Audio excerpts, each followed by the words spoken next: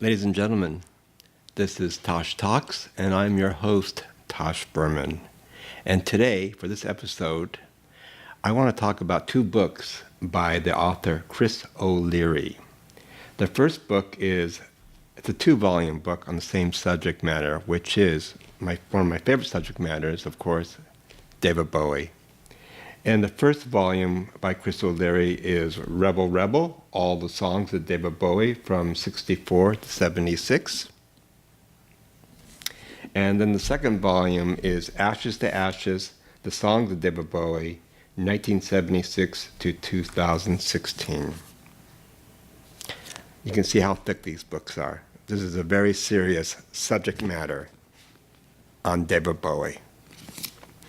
One I would wonder, especially one who's not a fan of David Bowie, why have 2-volume set on David Bowie's songs? Especially when there's been other books about David Bowie song by song, which are much shorter than this 2-volume set.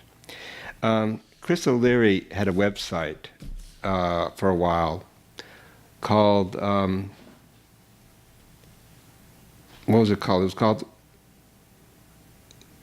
he has a website. I forget what it's called right now. I'm trying to locate it. But in this website, he would write about Bowie songs as the albums come out and write about the songs themselves. In a way, it's very similar to a book that's annotated. I have 2 favorite books. One is the annotated version of Alice in the Looking Glass. And then the other one I like is an annotated version of Lolita by Nabokov. And what's kind of great is you get the text, but you get all the sort of side notes and endnotes and footnotes about what each scene means, or talking about the book itself. So you're sort of reading 2 books at once in a way. And these 2 books by O'Leary are similar in that sense, that if you have the complete David Bowie set, which I do, on either CD or vinyl or both in some cases, this is incredible information to have on David Bowie. When I first picked up the first book, Rebel Rebel, I picked it up kind of late in its publication, because I didn't know, do I really need to read this book? Because I felt like I know everything about Bowie that's possible at this point. But still, I enjoy reading about David Bowie for many reasons. One, I think Bowie's a great artist. But 2, Bowie represents an era of his time where I don't feel he's an originator, but he's just sort of a follower of his generation or of his place. And when you compare him to somebody else of his contemporary but a little bit older, say the late great Scott Walker, I feel Scott Walker sort of made his culture in a sense. I feel that Scott Walker really originated and made something new for his culture. Bowie never made anything new for his culture, but he had the taste to follow very interesting people and artists and reading good literature. So it's a combination of Bowie's interest in literature, his interest in the cinema, and his interest in music, and professionally and artistically he combined all his interests, and that is very much the essence of David Bowie. Bowie had a genius of sort of getting and collecting information and using everything. And when you read these 2 books by O'Leary, one thing you realize is that Bowie never discarded or threw away information that he did not use later. Sometimes he used it many times over and over again. For instance, by reading the book, and it's sort of obvious to anybody who's a big Bowie fan that he's a huge Lou Reed, Velvet Underground fan, and that has never failed him. That influence never went sour on him. And it's interesting to note that he was one of the first British people, to get a copy of the Velvet Underground's first album. And it's interesting also to note that Lou Reed was a huge fan of Lou Reed's last album with Metallica called Lulu, which is a very controversial record. And it actually, due to Bowie's interest in that record, I listened to Lulu, because it's pretty much, when you read the press about it, and comments from people, even Lou Reed fans, they all claim that this is really a horrifying, horrible Lou Reed record. But the fact is, it is a Lou Reed masterpiece, and it's kind of a controversial opinion, but it's also opinion that I share through David Bowie. And one of the great things about Bowie is his generous approach to the arts and to bring it out to other people. He never hides his influences. He's very clear who he likes. For instance, lately I've been listening to the later Bowie albums, specifically Heathens and Reality, even this before Black Star, which is another subject matter. But Heathens and Reality are albums he made in the early 21st century. And by coincidence, as I listen to Reality, I start listening to the sort of the classic records by the Pixies and Frank Black, and I realized that Bowie actually adopted a lot of the Pixies' arrangements or style or guitar sounds in his recordings of Reality. Not necessarily the melodies, but the way he blended the guitars in his mix or in his songs is quite remarkable. And the Pixies are quite remarkable due to the guitar interactions between the two guitar players in the band. And I think Bowie picked up that influence and that touch and added it to his own work. And Bowie never seems like he's stealing something specifically. And when I say stealing, I meant in a complimentary level, not on a nasty, underhanded way. But Bowie takes things and he just makes it Bowie-fied it somehow. And that's our genius. Scott Walker cannot Scott Walker-fied anything. Scott Walker makes art. There's the two differences between them. Bowie admires Scott Walker, and sometimes there's little imitations of Scott Walker throughout his career. Scott Walker can't imitate Bowie exactly because he can't imitate anybody besides just being Scott Walker. Scott cannot imitate other people. Scott can only do Scott Walker stuff. Bowie, on the other hand, can only do Bowie stuff, but he could do it filtered by other artists and make it sort of Bowie-fied. And that is one of the great things about Bowie. And for people who don't like Bowie, one of the things they note that makes him really annoying. But for me, I find it really interesting. And reading Rebel Rebel and Ashes to Ashes, which is like, if you read it together, it's like 1,700 pages. It's huge. It took me it probably took me about 5 days to read both books, something like that. But nevertheless, before I picked up the first volume, Rebel Rebel, I was worried about O'Leary being too nerdy about his subject matter, because I knew how large it was, and I thought, oh my God, he's going to mention every little thing about Bowie, and it's going to be too much information. And I have read music books where the writer just focused on everything and not edit anything out on the subject matter. But O'Leary is a very good writer and a very lively writer. And for one, if you're into Bowie, you will find this book interesting, of course. But two, if you're not into Bowie and you read this book, I think you'll still find the book interesting because Bowie himself is an interesting character. And as I mentioned before, he surrounded himself with interesting people and places and things and other artists. So if you're just interested in contemporary music of the 20th, late 20th century and early 21st century, I think you'll find these books interesting because it deals with the issues of music making of that period of time. And so in chronicle order, when the records were recorded, O'Leary covers every Bowie record, including bootlegs of release, including unreleased recordings. He talks about each record is specifically in as much as possible. And as far as I know, I don't think O'Leary has done any personal interviews. I think he has a connection with Bowie's guitarist and sometimes songwriter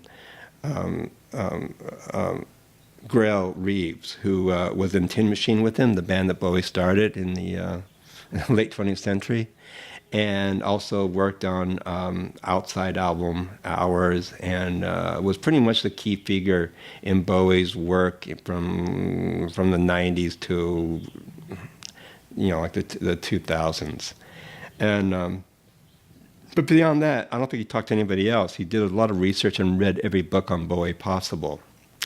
And sometimes that could be like a studied thing or sounds kind of academic. And actually the press zero books and repeater books, interesting enough, don't do that much culture books. They mostly do books on, sometimes they do books on pop culture, but it has always a political bent. So it's interesting that these two presses pick on this subject matter as well as Chris O'Leary's approach to Bowie. But O'Leary's approach to Bowie is not academic. It's very warm reading. It's very interesting. And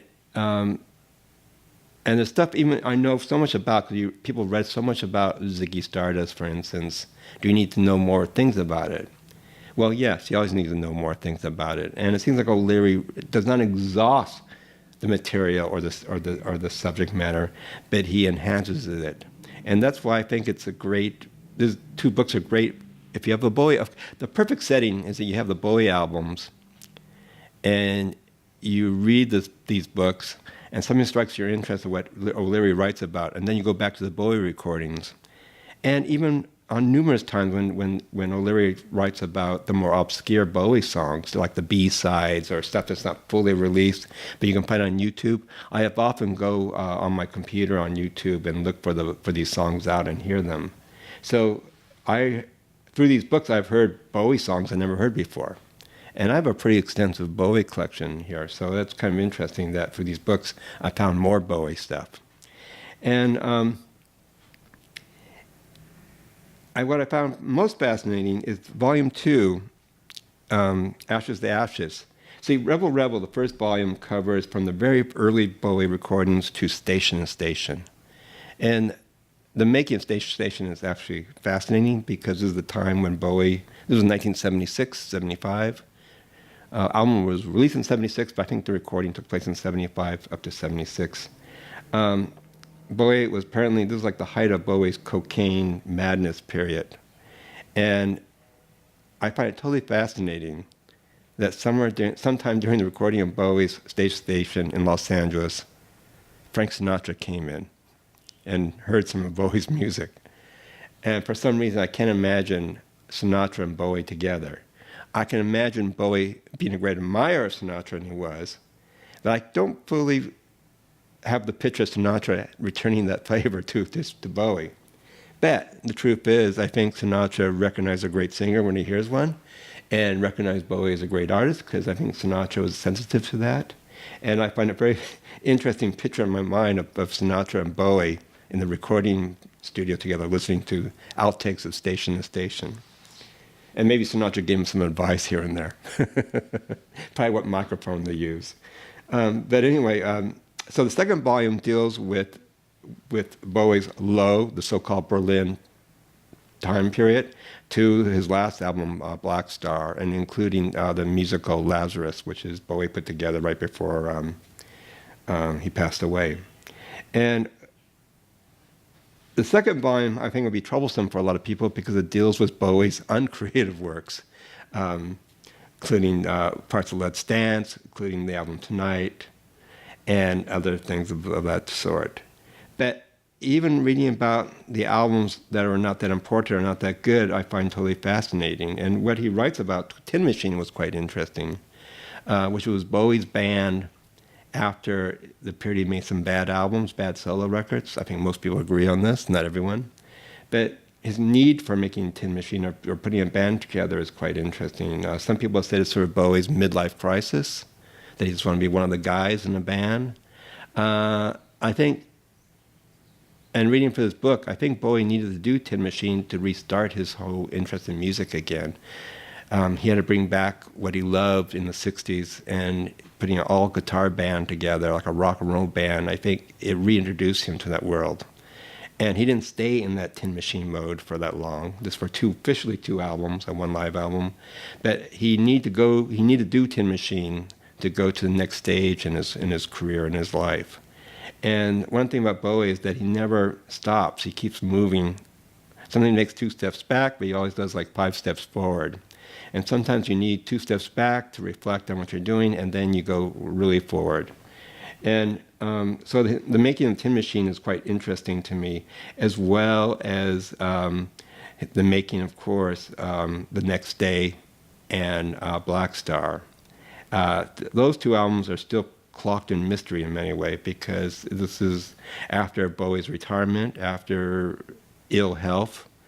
We know he had a heart attack, but there's been rumors that he had a stroke, more than one stroke, as well as more heart problems. But that's just rumors at this point, because it's never been officially released by anybody in his family. It's mostly been reported by either the press or by people who knew him, that it's not fact. And when you read these books, it doesn't list it as a fact, but this is a little side story of that time. But the next day is interesting because he released that album, or announced the release of that album on his birthday. And nobody knew he was working on this record everybody thought he retired and he was gone from music making. But Next Day came out, and when you heard the Next Day album, it's like you're so happy that Bowie's back and sounding so great. And after his heart attack and his ill health, that he could make an album like the Next Day. And is the Next Day a great album? I think it's a really, really good album. I don't think it's a masterpiece. Still, a good Bowie album is always better than somebody else's album, and a really great album by Bowie is like an exceptional record, in my case, in my scale of how to go from 1 to 10. And but the masterpiece, of course, is Black Star. And Black Star is misunderstood, I think, by many people because they think that everybody looks at it as Bowie's last testament and his last thoughts on life. And therefore, he was going to die, he knew he was going to die, and my last statement will be Black Star. I think in Bowie's mind that he was going to live beyond Black Star's release, and he would also make chances to make another record and do another musical like Lazarus. And this book conveys that thought of Bowie quite well. And reading this book, as well as listening to Black Star, I realized that Bowie was going to continue to do great stuff, but I also didn't think the album was really about Bowie's death or upcoming death. I think it was Bowie's interest at the time of his past and how he conveyed his past to make a new work of art. And in that sense, it's no different from Station to Station or any other Bowie album. But Black Star is very interesting because it is very textural. It's very, it has a lot of depth, and it's a very much of a work of mystery and great beauty. And it also shows a vulnerable side of Bowie, especially in some of the sounds of the record when you hear him breathing, sort of like struggling for breath in a way. And but that was all done on purpose. Bowie is a show person. He is a theatrical person. So in his sense, his death was a theatrical act. I would say the last theatrical act. I don't think that was the case in his mind. But nevertheless, circumstances, it has become the last act of David Bowie. And it's very interesting, O'Leary's commentary about Lazarus, because he breaks it down, the play as well as the music used in the play. And the beauty of also talking about how Bowie is a great collaborator. Bowie never works as an island by himself. He always works with great musicians, and he uses those great musicians in a very profound way. In a way, he reminds me of Duke Ellington. Duke Ellington worked and composed for his orchestra, for his musicians.